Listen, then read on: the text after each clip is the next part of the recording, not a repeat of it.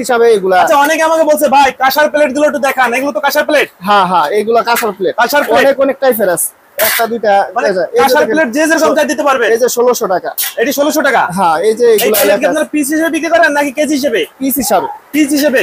এই যে সর্বনিম্ন কত টাকায় প্লেট পাওয়া যাবে? আমরা সর্বনিম্ন পাওয়া যাবে আপনার 1000 টাকা হইতে 700 টাকা 600 টাকা 600-700 টাকাও কাঁসার প্লেট পাওয়া যাবে। হ্যাঁ, কাঁসার না, এটি পিতলের। পিতলের প্লেট। হ্যাঁ, কাঁসারটা আমরা সর্বনিম্ন 1200 টাকা। এটা কি পিস? পিস। কেজিতে বিক্রি করেন না ভাই? কেজিতে আগে বিক্রি করতাম, এখন আর করব না। এখন আর কেজিতে বিক্রি করবেন না কেন? লস হয়ে যায়? লস বলতে কি, অনেকে লোহার জিনিস মিক্স করে আমার সাথে কম্পিটিশন করে, তাহলে আমি তো ডুপ্লিকেট জিনিস বেচতে পারি না।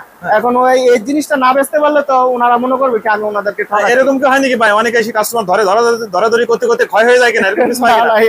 এরকম কিছু হয় না। আচ্ছা, তাহলে আপনি কাঁসা পিতলের যে প্লেট গুলো আছে এগুলো পিস হিসেবে বিক্রি করতেছেন?